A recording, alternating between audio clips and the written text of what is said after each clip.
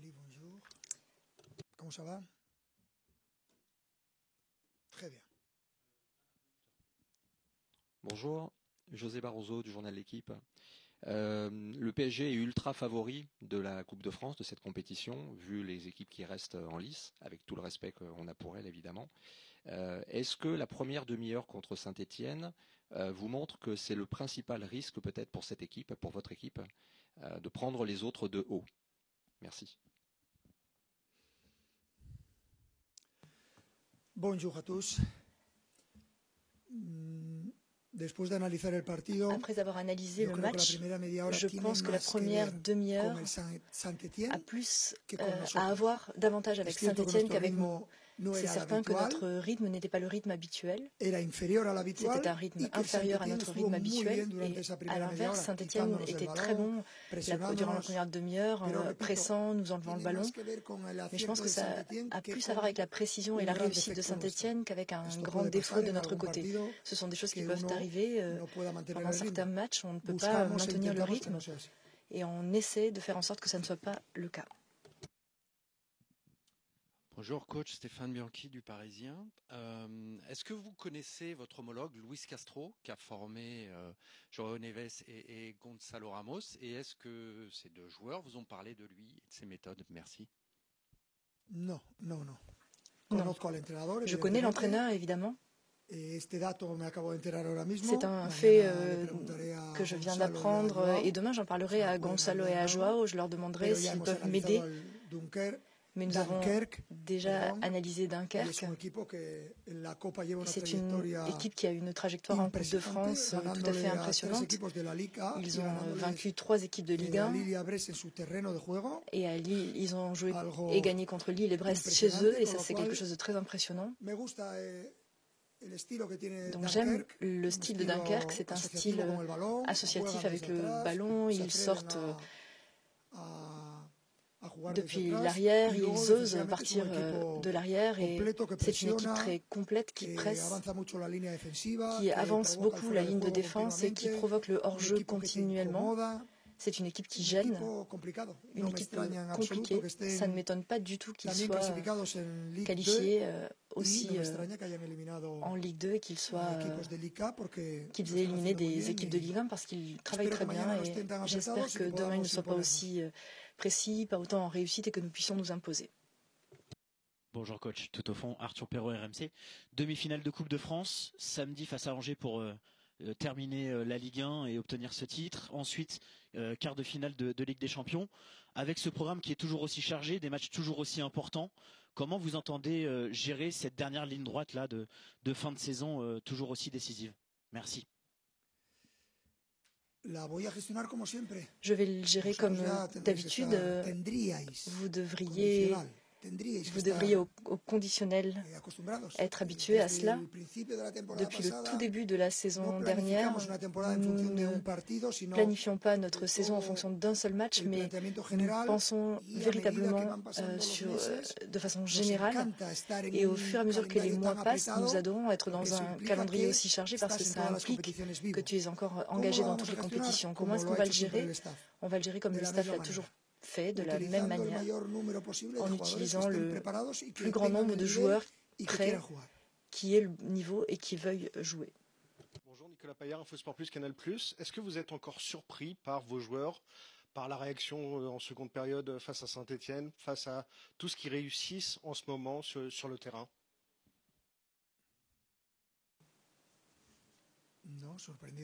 Non, surpris, non. Ça ne me surprend pas du tout parce que je les connais parfaitement. Nous sommes dans une phase nouvelle pour certains joueurs. C'est une phase dans laquelle nous recevons des éloges et tout le monde adule. Et les éloges, en général, ça affaiblit. Ça peut te mener vers des erreurs. Et je travaille tous les jours pour qu'il n'y ait aucun relâchement de la part de personne. Et mon objectif, c'est de penser que tous les matchs et tous les adversaires recèlent des difficultés. Chaque match, chaque adversaire a une motivation pour gagner contre nous et ça n'est pas facile de gérer cet excès d'euphorie. L'excès de quoi que ce soit est toujours quelque chose de négatif. Bonjour coach, Tom Trichereau, la chaîne L'équipe. Désiré Doué a encore franchi un nouveau cap en équipe de France. Jusqu'où vous pensez qu'il peut aller et comment vous travaillez au quotidien avec ce joueur très mature pour son âge? Merci beaucoup. Je vais parler de façon générale plus que de parler d'un joueur, parce que c'est là que se trouve l'excès de joie, l'excès de gens qui disent que tu es un joueur très bien. Ce sont des choses qui peuvent te brouiller un peu les idées, malgré le fait que ce soit des joueurs mûrs. Je parle de façon générale pour Désiré, Barcola, Kanguinli, Warren, Seny Bayulu. Je parle de tous les joueurs très jeunes que nous avons au Paris Saint-Germain. C'est très beau d'entendre des choses positives sur toi, mais concentre-toi sur ton travail, sur l'amélioration possible et sur ce dont a besoin l'équipe. Et ça, c'est quelque chose qui va t'aider à passer par un processus positif, mais ça va surtout t'aider à dépasser tout cela quand il y aura des moments négatifs. Et il y en aura. J'ai vu Barcola, je ne l'ai pas vu, mais c'est ce qu'on m'a dit, il a été très critiqué. J'ai vu Désiré Doué en conférence de presse, on me disait dans les premières conférences qu'il n'était pas à son niveau.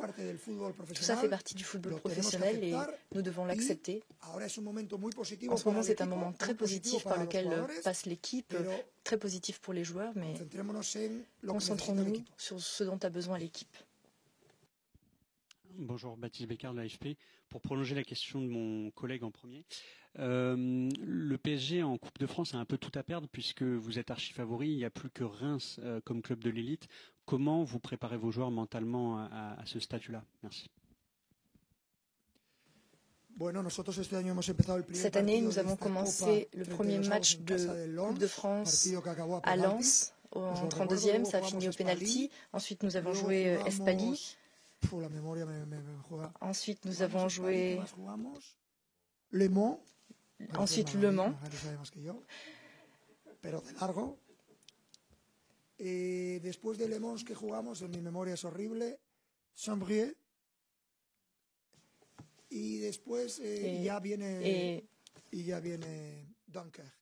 Et donc maintenant Dunkerque. Comment jugamos cada partido? Comment est-ce que nous jouons chaque match de cette coupe contre un adversaire quel qu'il soit, qu'il vienne de Ligue 1, Ligue 2, National 1, National 2. Nous n'avons jamais changé d'état d'esprit. Nous jouons de la même manière parce que nous tentons d'améliorer notre performance et la meilleure manière de le faire, c'est de respecter l'adversaire et c'est de jouer à ton maximum. Jamais de relâchement. Et qu'on gagne 0-1, 0-2, je veux toujours gagner davantage et je veux que l'équipe s'améliore. Donc nous souhaitons écrire une page de l'histoire en France et pour faire cela, il faut prendre chaque match comme un défi et c'est l'objectif que nous avons demain contre Dunkerque. Bonjour coach, Ilias Peters, 90 000. Coach, on parle beaucoup des progrès de vos joueurs, des progrès de votre équipe collectivement, mais j'aimerais vous interroger sur vous. Est-ce que vous pensez avoir évolué cette saison en tant qu'entraîneur et avoir une vision peut-être différente sur certains aspects du métier? Merci. L'une des constantes de ma carrière en tant qu'entraîneur, c'est changer les choses continuellement, de tout le temps nous demander avec les membres du staff ce que nous pouvons améliorer. Et je pense qu'il y a une immense amélioration depuis que j'ai commencé ma carrière d'entraîneur. Et pourtant, j'ai eu du succès dès le début, mais nous n'avons jamais cessé de nous demander quels sont les aspects de l'entraînement que nous ne voyons pas pendant le match et nous le changeons. Nous ne répétons pas les choses simplement parce que nous avons gagné un match, même lorsque l'on perd.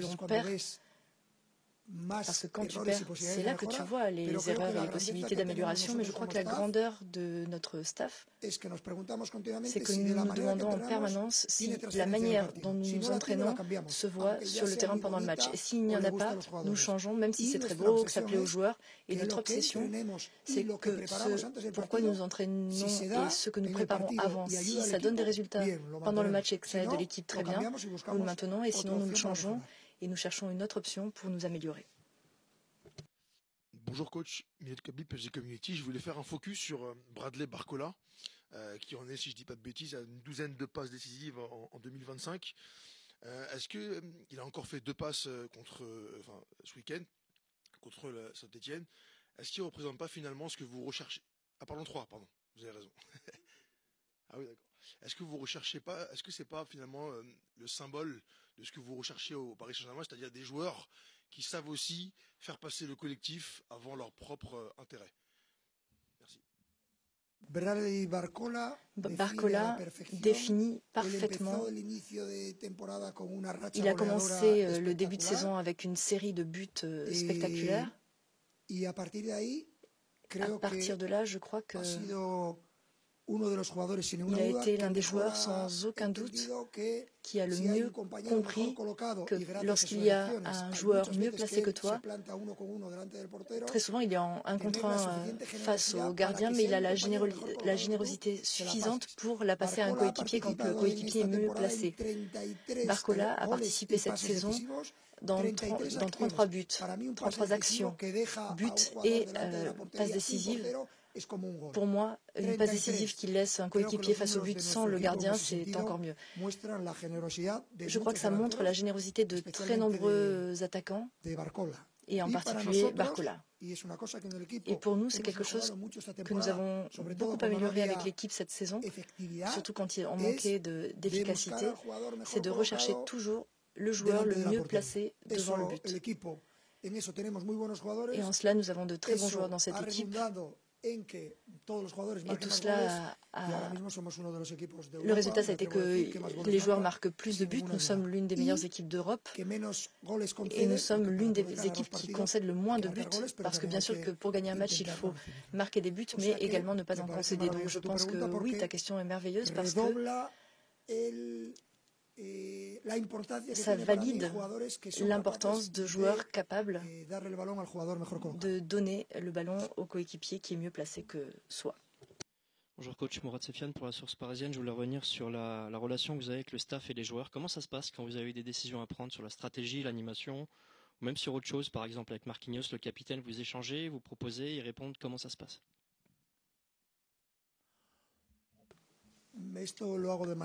Ce sont des choses que je fais de façon très spontanée en tant que staff. Nous avons à chaque fois des compositions et des moments que nous jugeons et évaluons de façon privée, mais ensuite j'aime beaucoup partager avec les joueurs et recevoir des informations de leur part. C'est à ça que servent les entraînements, le quotidien, en fonction des joueurs. J'essaie de savoir qui a besoin de plus ou moins de temps de jeu. Donc ce sont des choses qu'on fait auprès des joueurs. C'est quelque chose que j'aime tout particulièrement parce que l'une des choses les plus belles du métier d'entraîneur, c'est de pouvoir vivre avec des personnes très jeunes et de partager le terrain de jeu. Et de partager ces moments avec eux, c'est quelque chose que j'aime. J'aime en parler, juger les choses avec eux directement. Est-ce qu'ils ont besoin de plus ou moins de temps de jeu? Mais à la fin, la majorité du temps, évidemment, c'est moi qui décide parce que les joueurs te trompent. Parfois, ils veulent tous jouer. Donc parfois, ils ont des coups, des gênes. Ils disent non, je me sens très bien, mais moi, non, je dois faire attention à ça. Et ce sont des choses habituelles dans le football. Mais moi, j'aime gérer tout cela de façon personnelle. Mon staff également. Recevoir des informations pour prendre des décisions. Bonjour coach, c'est Kevin Macassi du Max Space. Je vais faire un focus sur Ibrahim Mbaye. Rappelez-vous, j'en avais parlé avec le Titi d'Or précédemment dans les différentes conférences de presse. Là, samedi, il a été buteur. On a vu que tout le groupe est allé le féliciter. J'aimerais juste savoir, est-ce que vous avez vu justement des progrès depuis, ça y est, qu'il commence à intégrer le groupe pro. On l'a vu buteur samedi soir. Est-ce que demain aussi, potentiellement, on pourrait le voir en titulaire pour la demi-finale face à un Dunkerque ou même dans le futur, malgré les grosses échéances qui nous attendent dans la saison. Merci. Sans aucun doute. Ça fait 1 an déjà qu'il s'entraîne avec nous. Il y a eu une progression évidente.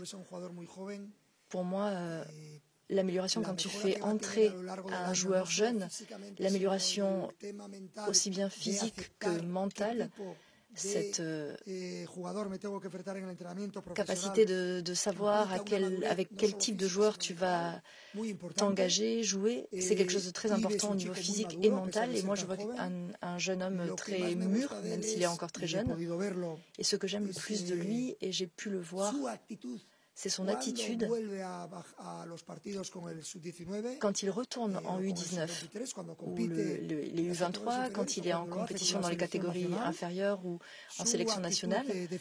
Son attitude défensive me paraît excellente. L'attitude en attaque, on la connaît déjà et elle est merveilleuse, mais bien sûr que c'est un pari du club, du staff, mais il faut avancer petit à petit parce que cette maturité évolue petit à petit et c'est le joueur qui te montre la rapidité avec laquelle nous devons agir avec lui, mais c'est évident que c'est un joueur que nous avons élu, que le club a élu depuis toujours pour nous aider dans un futur très proche puisqu'il le fait déjà au présent. Bonjour coach, vous avez ici devant nous très souvent défendu le niveau de la Ligue 1, même très rapidement après votre arrivée. Aujourd'hui Paris est leader avec 21 points d'avance, vous laissez très peu de place à vos adversaires, il y a cette très large victoire contre Saint-Etienne par exemple. Et en face on a par exemple hier soir un match entre Lens et Lille, un derby, où Lille dans un match peu excitant s'impose 1-0. Est-ce que selon vous, presque à la fin de cette saison, la Ligue 1 est toujours aussi attractive et au niveau sportif aussi?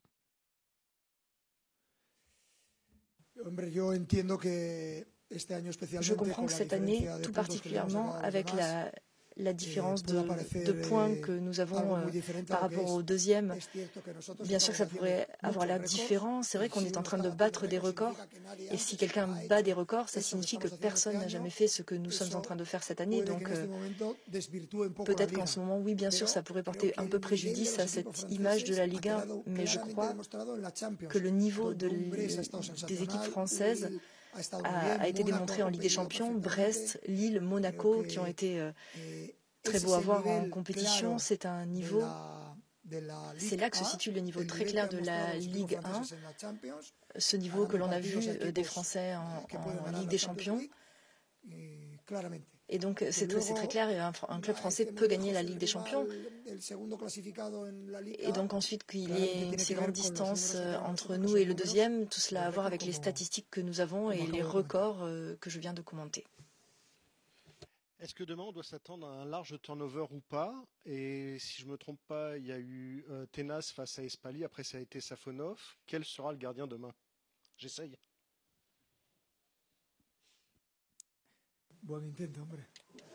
Bien essayé.